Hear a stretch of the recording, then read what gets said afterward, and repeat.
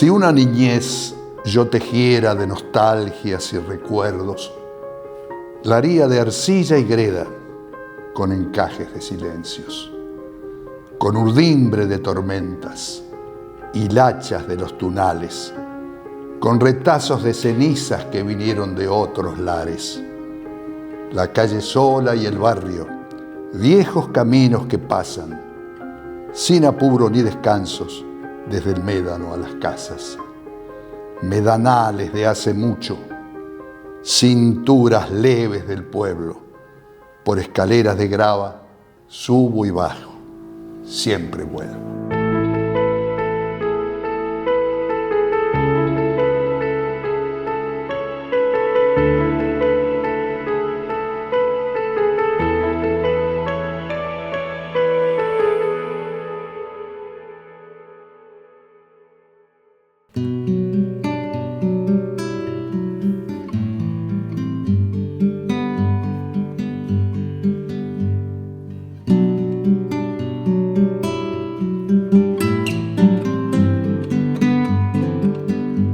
Como mi padre era ferroviario, sufría traslados de tanto en tanto.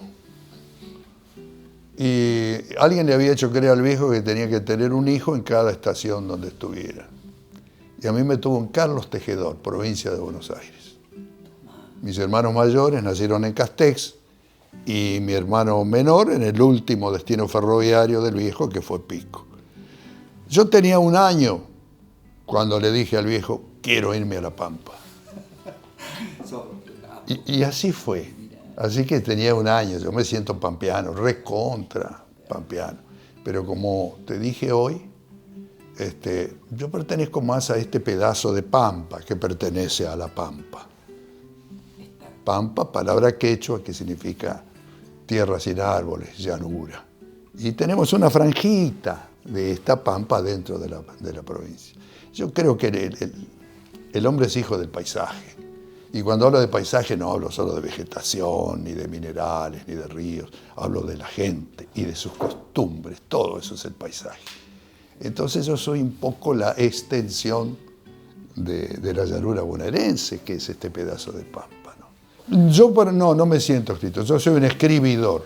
Tengo un poquito de vergüenza, un poquito de miedo de darme de escritor o de historiador, ¿no? Soy un tipo que cuenta cosas. Puedo ser un memorioso, en el mejor de los casos. Aunque la memoria es selectiva. La memoria discrimina la memoria. Rescata algunas cosas y oculta otras, sin que uno se dé cuenta.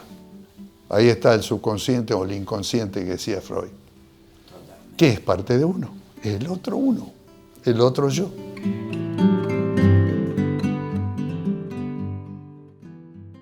Ayer le dije, amigo, en estos días voy a invitarte a un vino compartido, de esos que nos reconcilian con la vida y nos dejan el sabor del tiempo habido. Tal vez brindemos por aquellas cosas que nos volvieron hermanos del camino, o por las otras que a partir de ahora nos preparan la suerte o el destino. A la salud de nuestros hijos beberemos, por aquello que hicimos o no hicimos, por las fuerzas que vinieron empujando el carruaje de los sueños que tuvimos. Sin piedad y a fondo blanco agotaremos la botella que se ofrezca a la conciencia, hasta embriagarnos místicos de afectos empachados de sabor y de existencia. Ayer nomás le propuse esto a mi amigo, sin sospechar siquiera que a las horas él viajaría un viaje largo, inesperado, con un rumbo sin adioses ni demoras. Se fue en el vago tiempo de la espera, en el instante preciso en que la vida le señaló sin señalarle lo inconcluso, lo imperfecto y lo puntual de la partida. Sobre el mantel floreado de la mesa, una copa solitaria habla conmigo. Esta noche he de beber un vino triste por la memoria entera de mi amigo.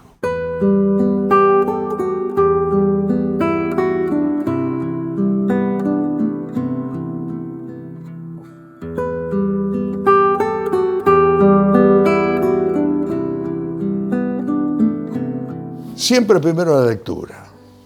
De la Fuente exageraba cuando decía que uno escribe como venganza por haber leído tanto. Era un exagerado.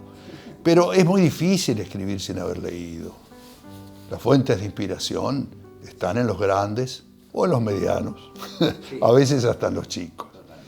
Y entonces es muy importante. Ahora, ¿de cuándo escribo? Desde que aprendí a escribir. Yo hacía buenas redacciones en la escuela primaria.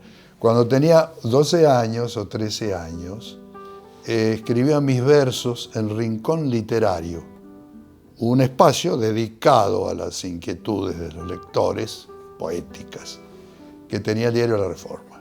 Y ya aparecían ahí mis versos. Eran muy malos. En cambio ahora también. No mejoraba. No.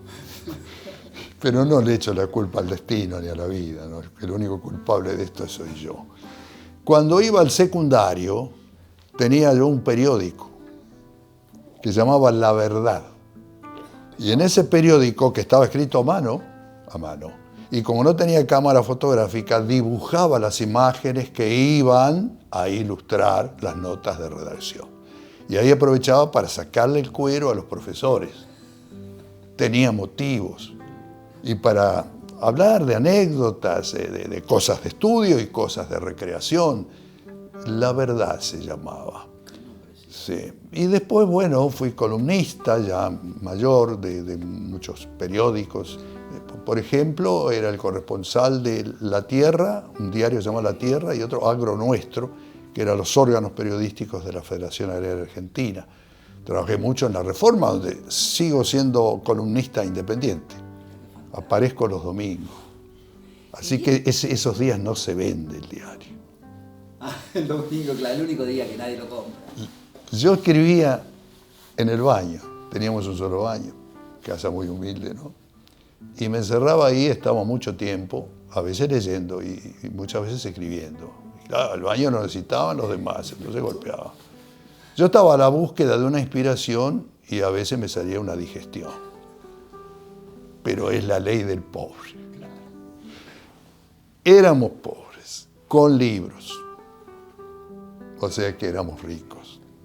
Pero no nos dábamos cuenta. ¿Y lo descubriste cuándo? Y luego, cuando uno empieza a valorar las cosas que le faltan. Porque lo que más se valora es lo que no se tiene o lo que perdió. Y bueno, la niñez se pierde inevitablemente.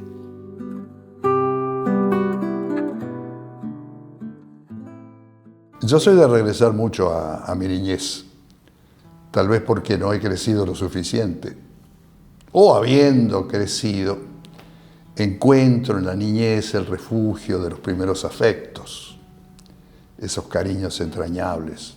No siempre la pasamos bien cuando chico, pero es normal. Uno, como decía Machado, vive entre la angustia de la espera y el consuelo de la esperanza. Nosotros éramos pobres con libros, como decía el viejo Atahualpa. O sea que éramos ricos, pero no nos habíamos dado cuenta. Y a mí me vuelve la vieja cocina de aquella casa alquilada, pero yo no me daba cuenta porque por entonces no tenía conciencia de la propiedad privada. Era mi casa, ¿cómo nos habrá pasado a tantos? Y recuerdo la cocina de leña. La Económica, que era una marca en realidad. Y recuerdo que la mesa era grande, vieja, rústica y grande porque éramos 6, los padres y los 4 hijos. Y la cocina era chica, así que teníamos que hacer esfuerzos para acomodarnos, ¿no? Y qué lindo que era aquello. Yo he escrito, entre otras cosas, la orquesta de mi madre. Está referida a esa sinfonía de cocina. Y hay mucha ternura en este recuerdo. Dice, no sé si cantaba bien, pero encantaba el canto de mi madre en la cocina. La escoba era un violín y sus chicharras gemían. Cada sol madrugador en la ventana reclamaba un tarareo de calandrias y las ollas y cucharas parecían fanfarrias. Con un goce de metal estrafalario, los cacharros en ansiosa algarabía se sumaban a la fiesta de la mesa al mediodía. Y escapaba la flauta silbadora con el vapor ansioso de la pava, mientras afuera el viento del otoño también cantaba. Embriagaba el concierto vespertino de tantos instrumentos afinados, y los duendes guitarreros concurrían invitados. Triste grillo en solitario desafío, escondido en el rincón de las desidias, noche a noche soltaba plañidero sus envidias. Por senderos memoriosos cada día viejas coplas regresan a mi casa. Convocada por la orquesta de esos tiempos, mi madre amasa.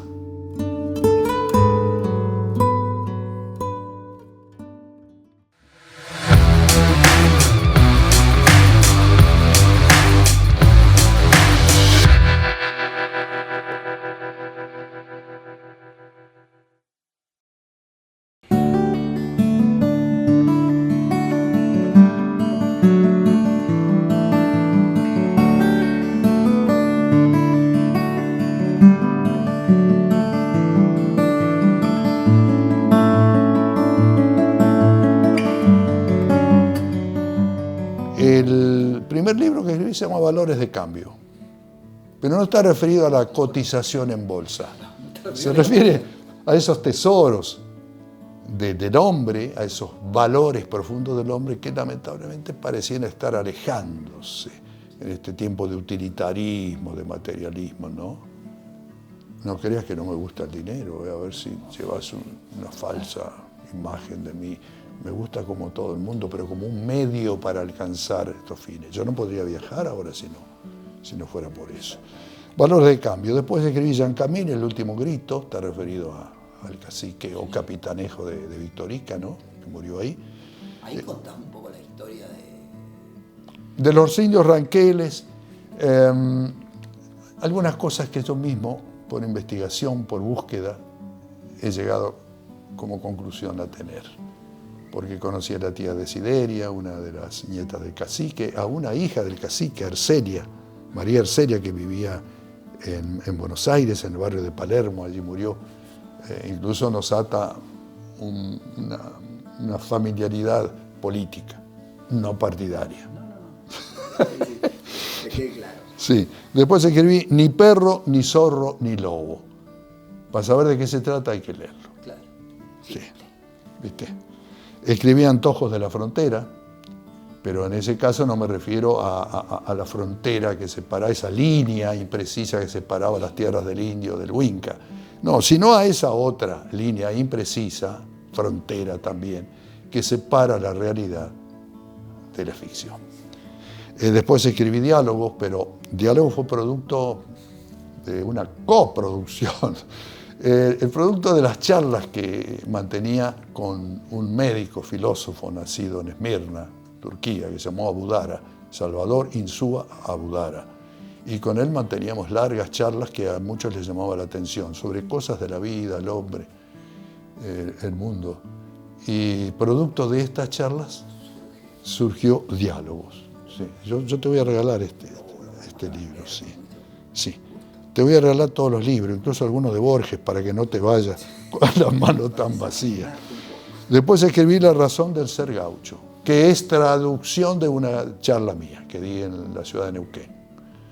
Cuando digo la razón del ser gaucho, no digo de ser gaucho, del ser gaucho, el prototipo humano tan original e histórico que nos antecedió.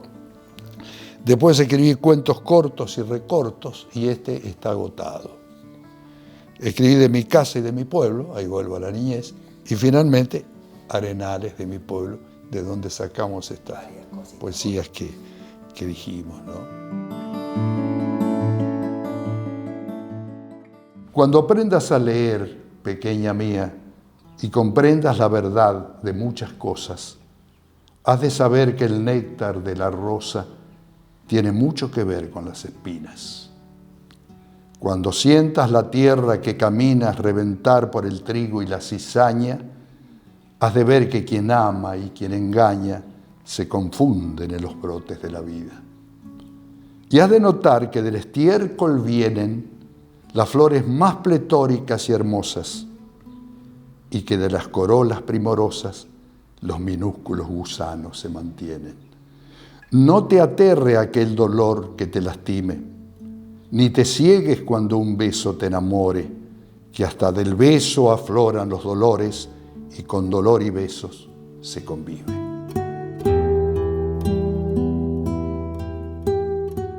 Esperamos mucho a Carolina, nuestra hija. Hemos tenido 4 hijos. Tal es así que el mayor es del corazón. Y cuando llegó Carolina, justamente ese día murió el padre de un amigo que se llamaba Antonio Martín. El viejo venía de España, era bastante chinchudo y no lo quería Franco.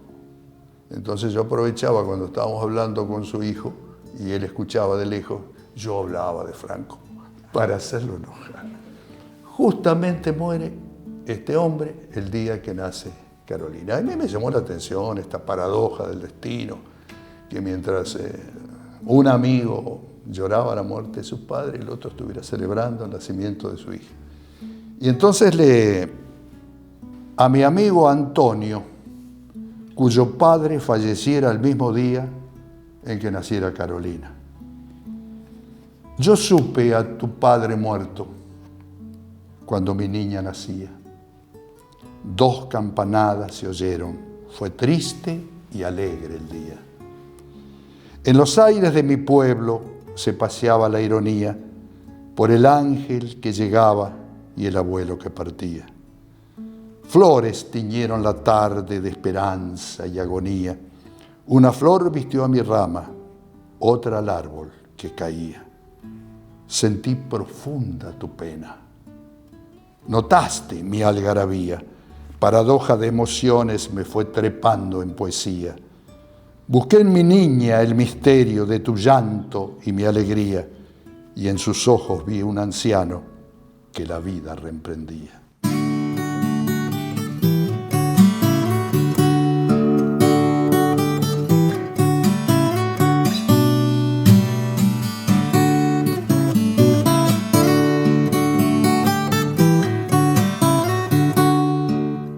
Créeme que se aprende de todos.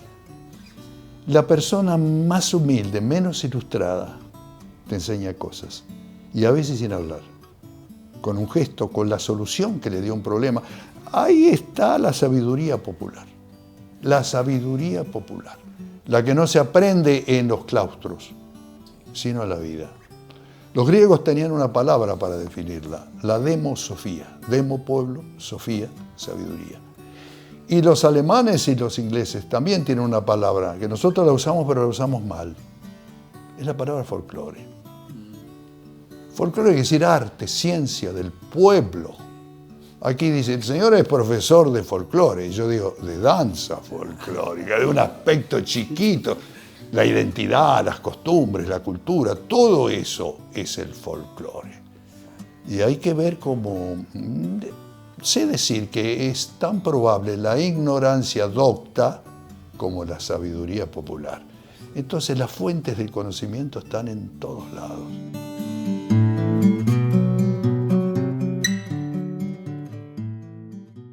Mi padre era ferroviario, pero era un ferroviario curioso, de traje y corbata. Y zapatos pesados a los que él llamaba botines. Nunca dijo la palabra zapatos, decía botines. Como nunca dijo la palabra película o film. Fue a ver una cinta. Tampoco decía chicas, decía muchachas.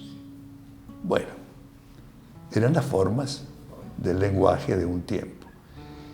Y entonces mientras muchos cambistas y catangos de la cuadrilla, esa palabra ya no se usa, el catango de cuadrilla, andaban con ropas, con overol, con ropa de trabajo. Mi padre, que era de estación, siempre andaba de traje.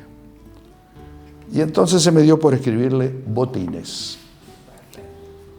Botines les llamaba a los zapatos que lo volvían siempre por las tardes.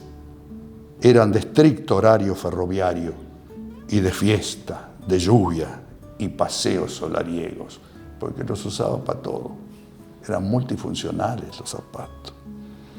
Hablaban de andares y de tiempos que otros botines viejos les contaron y brillaban como ricos bajo el barniz marrón de la pomada, mientras encima el viejo amanecía de pájaros distantes. Desde aquellos zapatos hermanados echaba las cuentas de la vida. Soñaba la distancia, hacía versos, resbalaba por andén enmohecido y crujían los abajos. Un otoño y otro otoño justamente arrugaron tanta piel envejecida y se quedaron quietos y silentes, como si al mismo tiempo desistieran mi padre y sus botines.